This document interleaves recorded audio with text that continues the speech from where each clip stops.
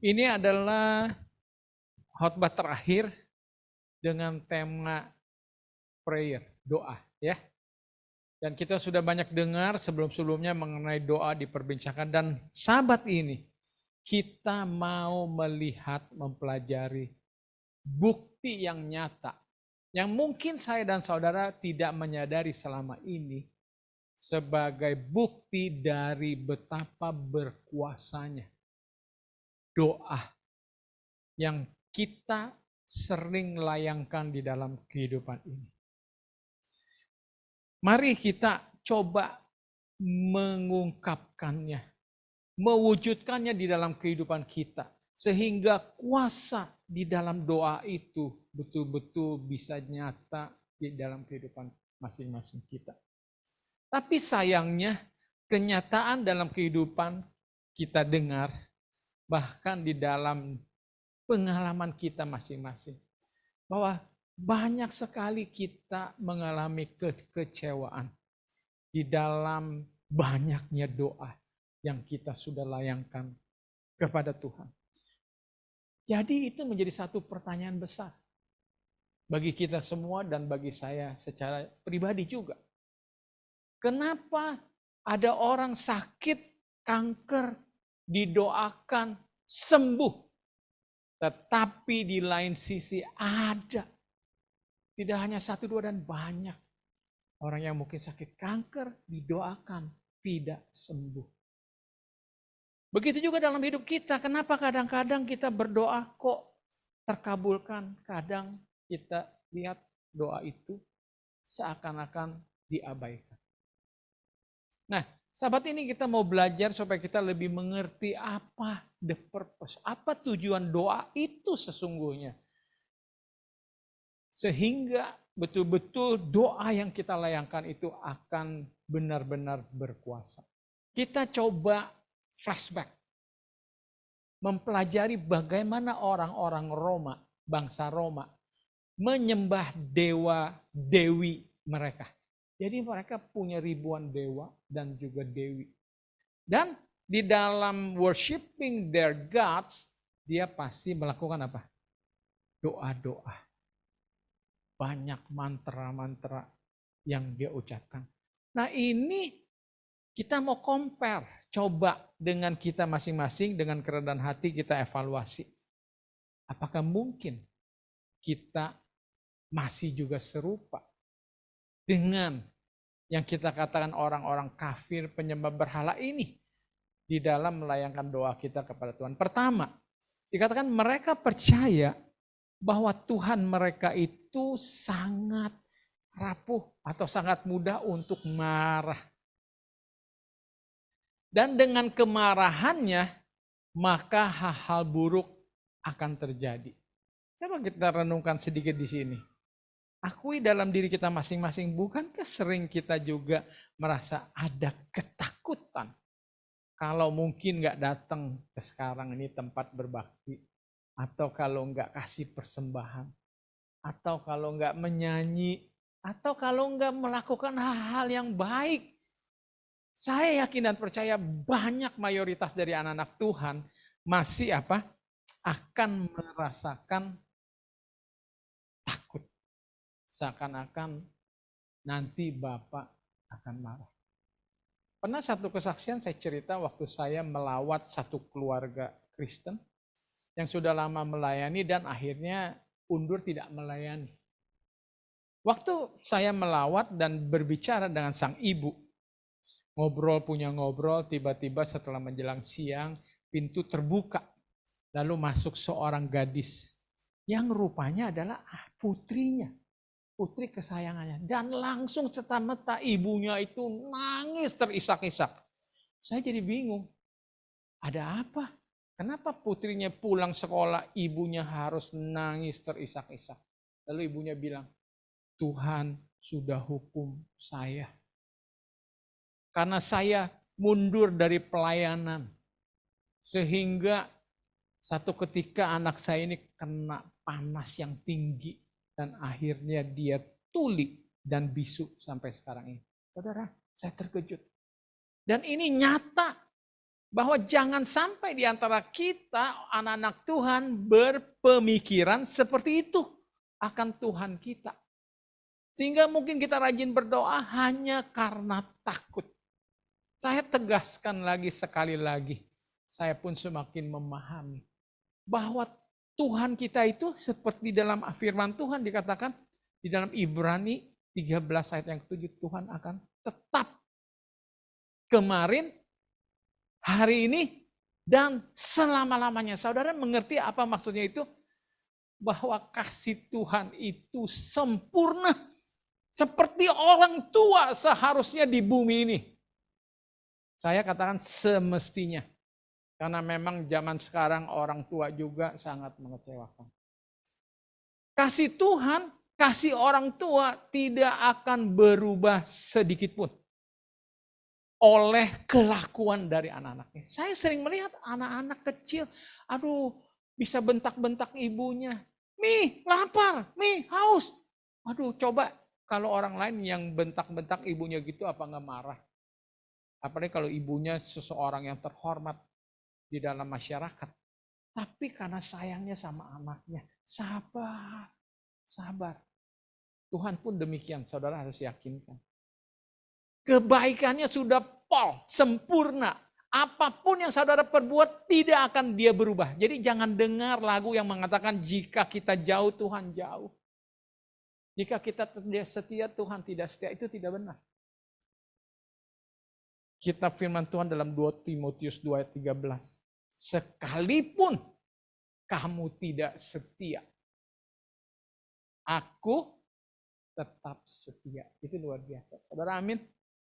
Ingat, seburuk apapun saudara sudah tinggalkan Tuhan, kasih Tuhan tetap. Dan Tuhan selalu mau dekat dengan saudara. Jadi jangan sampai pemikiran orang-orang kafir melekat di dalam pikiran kita anak-anak Tuhan. Ya. Sehingga dikatakan untuk devotion mereka dan untuk menjaga supaya Tuhan-Tuhan mereka itu, dewa-dewa mereka itu tetap happy. Mereka lakukan banyak sekali aktivitas untuk menghormati dan menyenangkan, mengambil hati dewa-dewa mereka. Saudara, anak-anak Tuhan kita. Tuhan bilang, Tuhan tidak butuh uang kita. Amin. Tidak butuh persembahan kita. Tidak butuh kemunafikan kita. Tidak butuh pujian-pujian kita nyanyikan seperti tadi. Kalau memang motivasi di baliknya adalah cuma mau ngambil hati, cuma mau nyenangin Tuhan, supaya ujung-ujungnya nanti dikasih hadiah, nanti dikasih berkat. Karena ini satu poin yang kita pelajari dari orang-orang zaman Roma. Mereka berdoa karena ada motif ingin sesuatu. Saudara, kita nggak perlu demikian dengan Tuhan kita.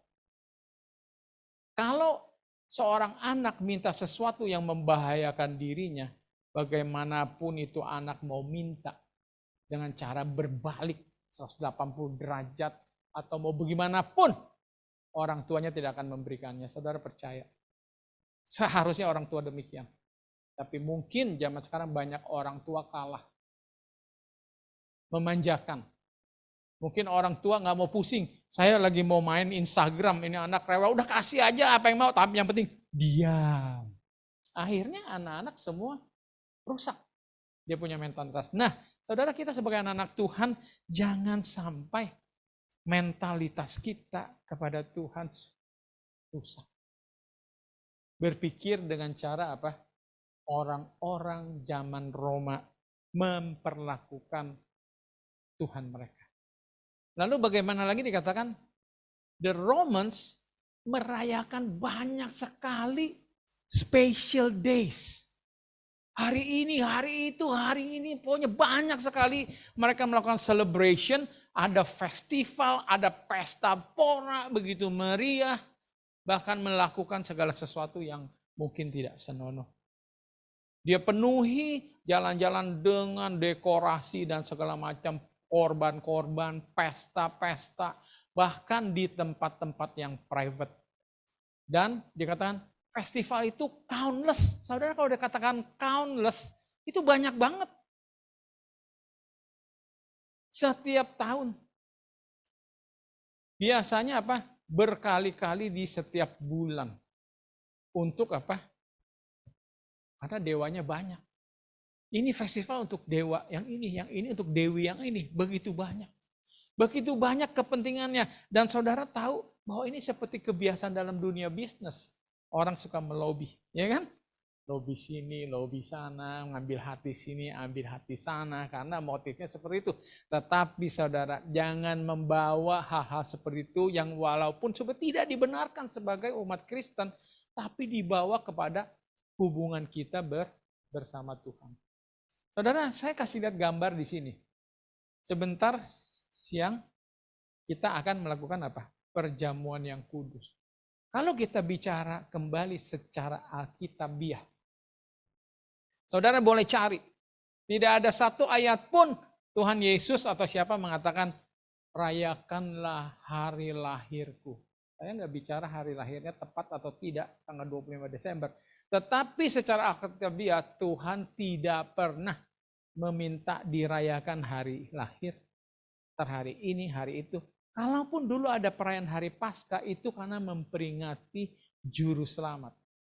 Domba yang tidak bercacat celah. Yang akan dikorbankan, mengorbankan dirinya di kayu salib untuk saya dan saudara. Tidak ada tujuan lain. Tuhan minta dikorbankan domba disembelih itu bukan karena Tuhan suka darah.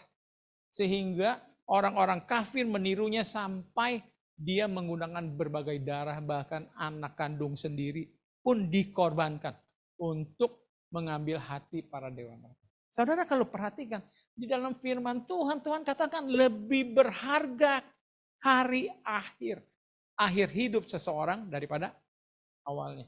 Saya selalu ulang-ulang. Itu lebih bagus saya walaupun lahir bukan orang Kristen. Tapi puji syukur saya akan mati sebagai orang Kristen. Amin. Dan itulah Tuhan bilang, satu-satunya yang Tuhan minta untuk diperingati adalah apa? Kematiannya di kayu salib. Jangan kita pernah melupakan pengorbanan itu sehingga kita menyia-nyiakannya. Dan melalui perjamuan yang kudus saya undang semua yang hadir untuk boleh ikut. Karena itu yang Tuhan minta. Untuk kita rayakan dari waktu ke waktu. Pengorbanannya di kayu salib. Tetapi bukan hari-hari yang lain. Yang sebetulnya kita bukan merayakan untuk memperingati kepada Tuhan. Tetapi untuk lebih kepada apa? Kepelesiran, kesukaan dari kita. Karena biasanya itu ada pesta pora. Saudara tahu kan kalau ingat. Biasanya di hari Natal itu banyak tukar kado. Orang yang lahirnya siapa? Kadonya buat siapa? Aduh, saya tersinggung banget kalau saya dirayakan happy birthday Purwa gitu kan ya. So, anak datang, semua datang, tapi kadonya bukan buat saya. Kadonya Brandon kasih buat Beren, Beren kasih buat Michelle, misalnya Michelle kasih buat tante gitu. Coba sedih gak? That's what happening. Paham? Ya. Nah, kita lanjut. Bagaimana lagi orang Roma ini menyembah dewa-dewa mereka? Mereka itu superstitious. Mereka percaya bahwa semua hal yang buruk itu terjadi dalam hidup mereka karena murkanya Tuhan mereka. Kira-kira sound familiar enggak? Saya baca di firman Tuhan, dulu orang-orang Yahudi punya kepercayaan kalau seseorang kena penyakit itu terkutuk karena dirinya. Kalau ada seorang anak buta, itu karena dosa bapak emaknya, ibunya. Kan gitu. Sedangkan Tuhan Yesus bilang, bukan. Betul? Jadi orang suka berpikiran seperti itu. Pernah nggak dengar waktu terjadi tsunami? Ada sebagian orang berpendapat, Tuhan ngambek. Makanya tuh dikasih tsunami di Aceh. Saudara, Tuhan tidak seburuk itu. Tuhan tidak sekejam itu. Kenapa ada tsunami? Jangan salahkan siapa-siapa, salahkan manusia. Betul? Laut katanya dibor-bor. ya buat ambil minyak, atau pokoknya dunia ini sudah semakin hancur oleh tangan-tangan manusia yang rakus, sehingga kesannya seakan-akan Tuhan yang marah dan melampiaskan kemarahannya kepada manusia.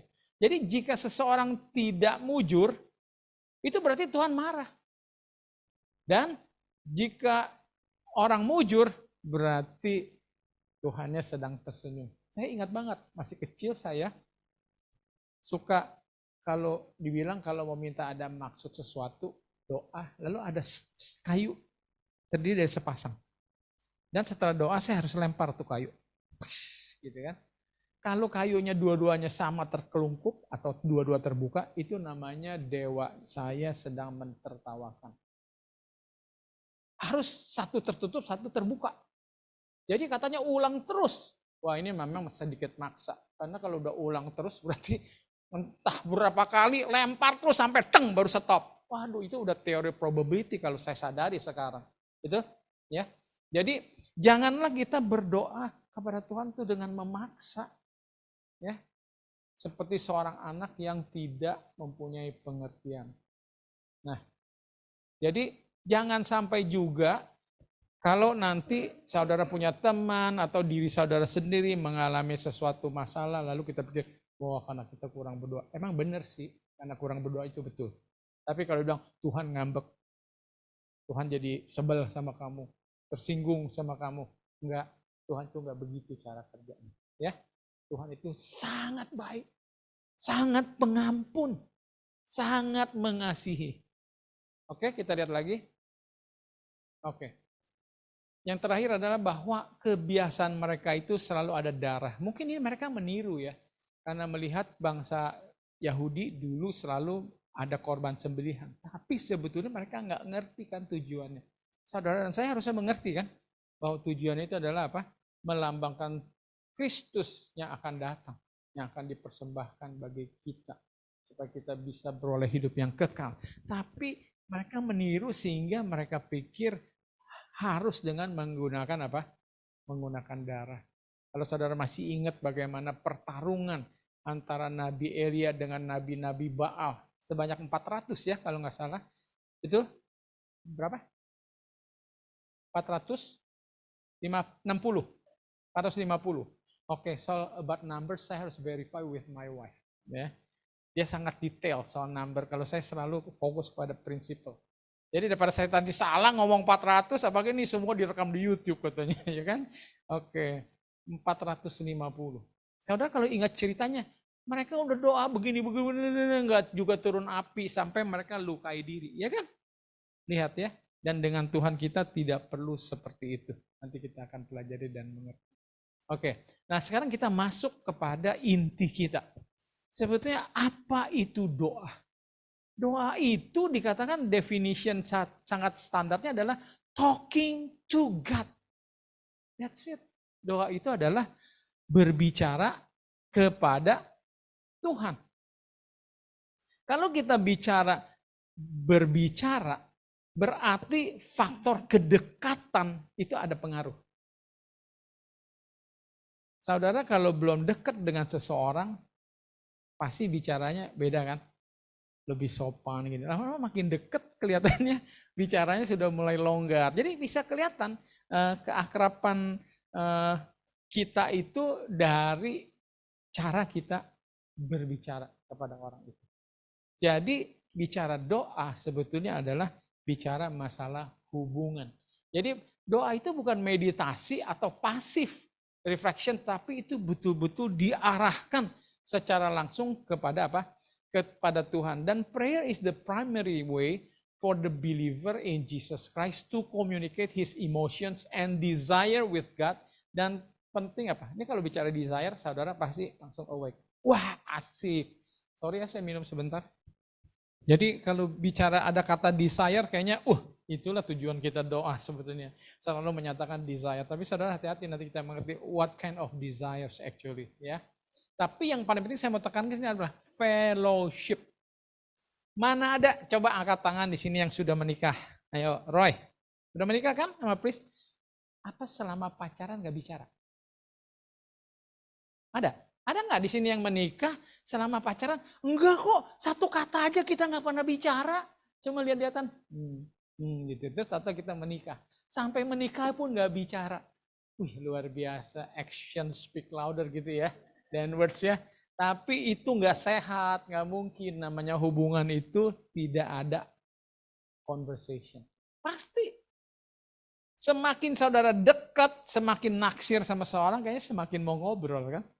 Kalau sebel sama orang, jauh-jauh saya nggak mau ngobrol sama dia. Ya kan? Bete, kan gitu. Jadi betul-betul doa itu menunjukkan seberapa erat hubungan saudara dengan Tuhan. Akui aja. Akui.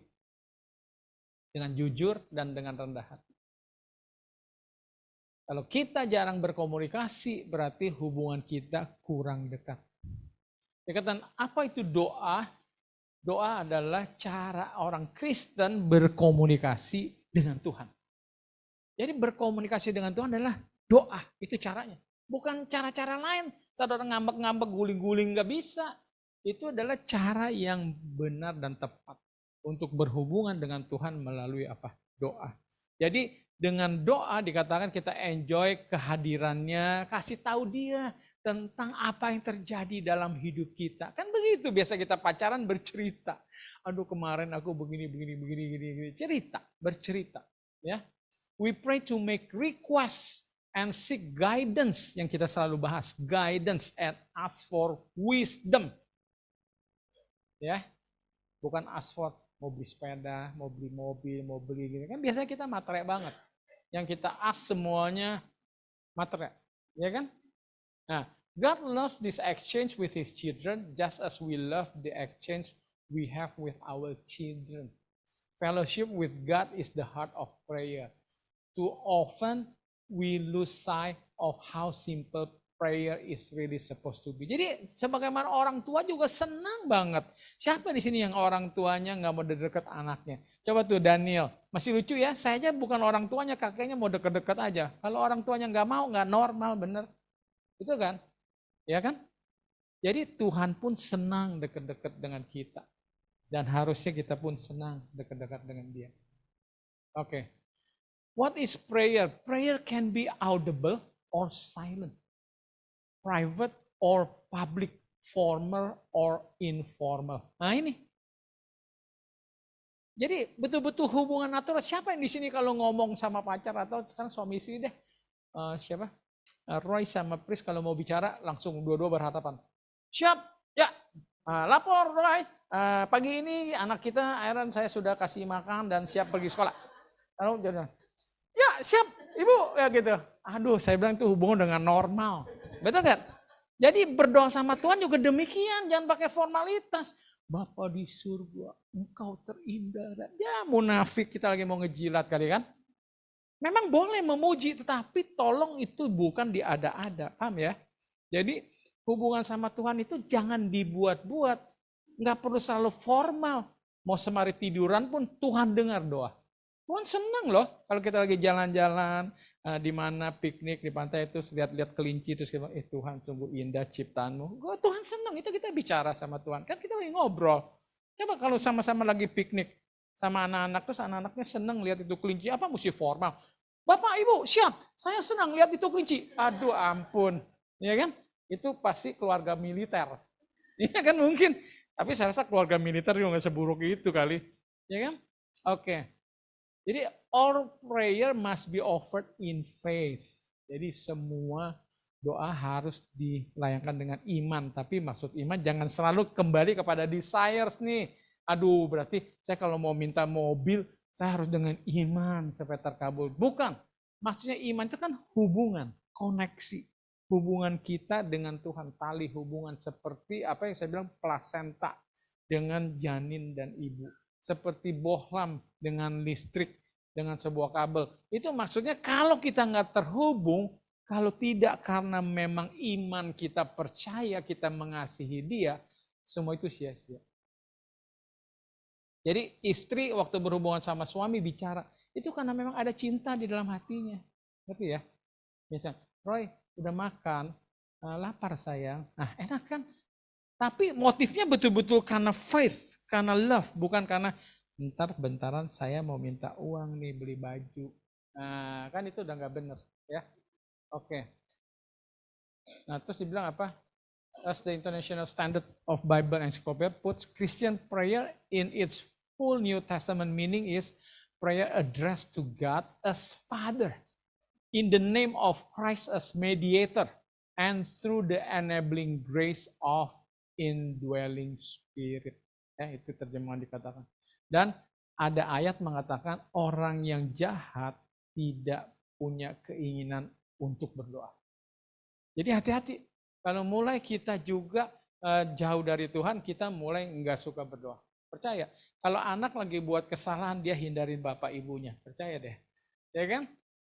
Kalau habis pulang nakal berantem terus ini berdarah gini-gini. Kalau bisa lewat pintu belakang pelan-pelan, orang tuanya nggak perlu lihat. Betul kan? Ya. But the children of God have a natural desire to pray. Ya. Nah, dikatakan lagi, Rasul Paulus menulis, do not be anxious about anything, but in every situation by with thanksgiving, present your request to God. Jadi dianjurkan kita sebagai umat-umat Tuhan harus selalu rajin berdoa. Nyatakan, curhat semua apapun masalahmu, mau yang kecil, mau yang besar. And the peace of God which transcends all understanding will guard your hearts and your minds in Christ Jesus. Dalam Filipi 4 ayat 6-7. Worry about nothing, but pray about everything. Ya, oke. Nah, kita masuk sekarang kepada the power is in God. Kita mesti sadar bahwa kuasa itu bukan terletak dari doa saudara, dari bagaimana saudara dan saya berdoa. Enggak, kuasa itu mutlak dimiliki oleh Tuhan. Amin. Dalam doa kita harus fokus kepada hati kita. Not how much you believe it, but what is the best for your safety even to eternal life. Jadi kadang-kadang kita berpikir, wah kalau doa kita betul-betul sungguh-sungguh, kita percaya banget, pasti akan terkabulkan. Kenyataannya tidak demikian. Doa yang dikabulkan itu adalah hal-hal yang tidak membahayakan hidup saudara, bahkan kepada kehidupan keselamatan nanti. Everyone can pray. Jadi saudara juga pernah dengar enggak? Saya tahu di dalam jemaat dulu ada sebagian orang Kristen katanya kalau nggak ada yang syukuran harus pendeta yang doain. Kalau sakit harus doanya pendeta. Kalau nggak afdol. Rasanya nanti Tuhan nggak mau dengar. Nah saudara kesampingkan masalah itu. Kalau mau syukuran apapun bersyukurlah. Secara pribadi atau secara keluarga. Nggak perlu ngadain pesta, keluar duit, lawyer, undang pendeta. Apalagi nanti kalau katanya mesti diamplop begini-begitu. Ya tak? Tuhan mau dengar doa saudara secara langsung, secara pribadi. Amin? Saudara setuju? Saya selalu doa sendiri aja. Nggak perlu harus pendeta-pendeta. Ya tak? Sebab orang berpikir begini, kalau dikatakan pendeta itu adalah hamba Tuhan, nah saya ini bukan pendeta, saya hamba setan. Iya kan? Orang suka bertanya gitu. Saya juga hamba Tuhan. Cuma saya nggak sekolah formal kependetaan aja. Tapi belum tentu kali kalau mau dites Alkitab saya kalah. Mungkin gitu, nggak tahu juga. Iya kan? Oke. It is free. Nah, nggak usah ada bribe. Nggak usah ada sogok sini sana. Dalam kebiasaan saya dulu sebelum Kristen, wah biasa ada suguhan ini itu kan. Sesajen. Itu seperti orang-orang zaman Roma. Dia bawa ini, bawa itu, wangi-wangian segala macam. Saudara, nggak perlu itu sama Tuhan kita. Datang sebagaimana saudara ada. Orang suka tanya, kalau belum sikat gigi gimana? Boleh nggak doa? Berdoa. Jangan sampai terlambat sikat gigi dulu, doanya telat. Ya dah? Ya, karena Tuhan memaklumkan. Ya, yang penting saudara sopan dong. Itu kan yang penting, ya. Bukan berarti, wah, kalau saya mau doa saya mesti make up dulu. Kapan doanya lebih lama make up-nya daripada doanya nanti. Kan gitu. Jadi datang sebagaimana kita ada.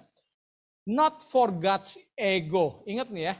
Kita, it is a love relationship between parents and children. Jadi doa itu seperti hubungan kita dengan orang tua. Orang tua kita nggak gila disembah kali. Lapor sama saya orang tuanya siapa? Yang tiap pagi bilang, ayo Nenat. sujud 10 kali. Ya kan? Enggak begitu, ya. Anyone should not just pray to get a life, but to have a fruitful, joyful, fearless life. You certainly do. Ya. Jadi jangan doa hanya tujuannya untuk keinginan-keinginan dalam kehidupan kita.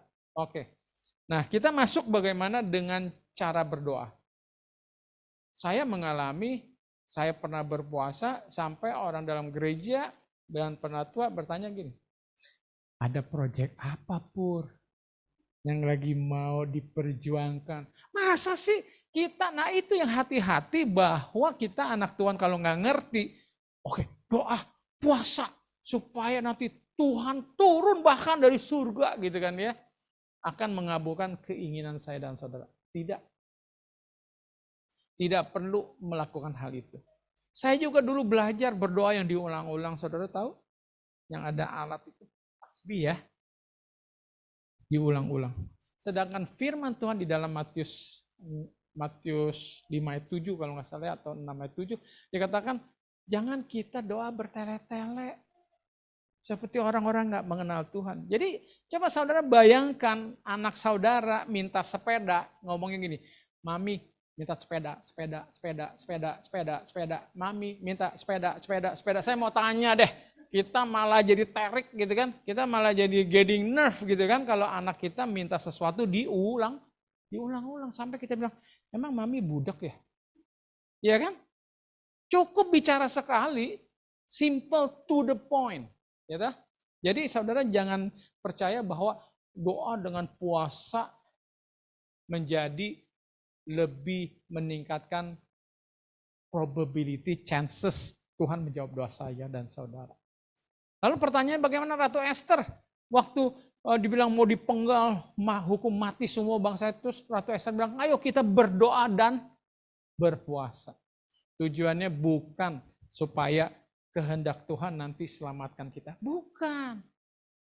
Maksudnya adalah kalau kehendak Tuhan pun sebaliknya kita disanggupkan untuk menjalaninya, menerimanya. Jadi puasa itu tujuannya mendekatkan diri kita kepada Tuhan.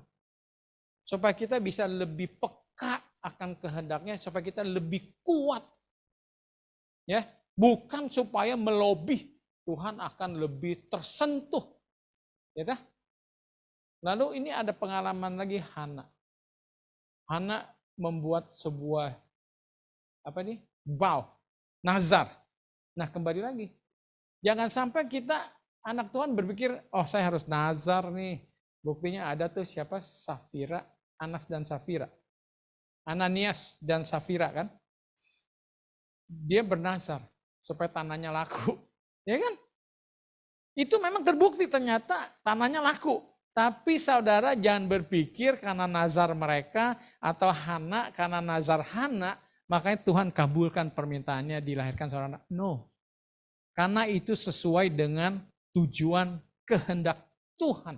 Bahwa akan lahir seorang nabi yang bernama Samuel melalui kandungan dari Hana. Jadi saudara nggak perlu sampai mesti bernazar sampai begini-begini. Kalau memang Tuhan lihat itu baik, sesuai dengan kehendak dan rencananya Tuhan akan berikan kepada saya dan saudara. Itu intinya. Sama seperti saya kepada orang tua. Nggak perlu saya ambil hati pagi-pagi udah bangun masakin telur breakfast buat papi mami ya kan, terus minta ini anak nih Aaron ini kasih papi mami, terus lagi bilang ada apa Aaron, kan pasti curiga orang tua. Begini papi mami, Aaron jatuh hati sama temen di sekolah. Cucu saya udah mulai jatuh hati, Madeline aja udah bisa jatuh hati. Dia bilang, siapa tuh katanya cantik, apa ganteng atau apa, anak-anak kecil begitu. Coba kalau anaknya Aaron bilang, papi, mami, Aaron mau menikah. Saya mau tanya, dikasih nggak? Kalau dikasih, aduh saya tobat dah. Ya kan? Nggak bakalan dikasih. Walaupun kita mau bermanis begini begitu, karena itu tidak baik dan itu belum waktunya. Kan begitu, ya. Jadi tolong kita jangan salah mengerti. Dan yang terakhir juga ini, contoh doa Samson. Dia udah dibutakan, udah parah deh, udah dihina segala macam. Tapi coba perhatikan doanya. Then Samson prayed to the Lord. Sovereign Lord, remember me. Please, God, strengthen me just once more. And let me with one blow get revenge on the Philistine for my 2 eyes. Jadi saudara terkejut loh doanya.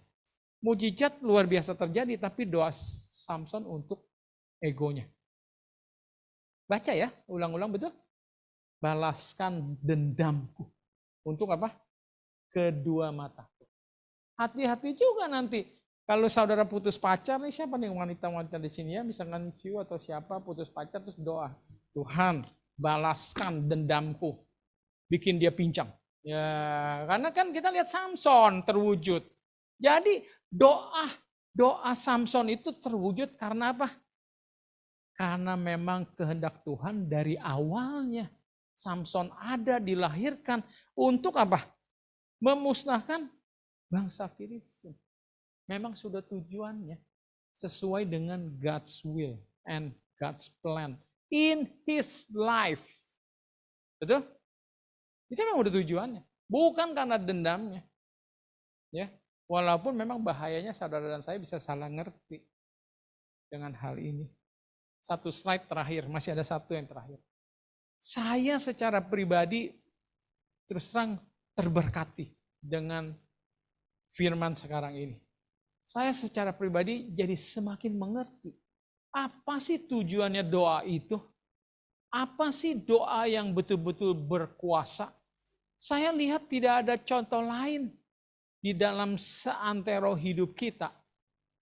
Bukti kuasa doa adalah dibuktikan oleh kehidupan Tuhan Yesus secara pribadi.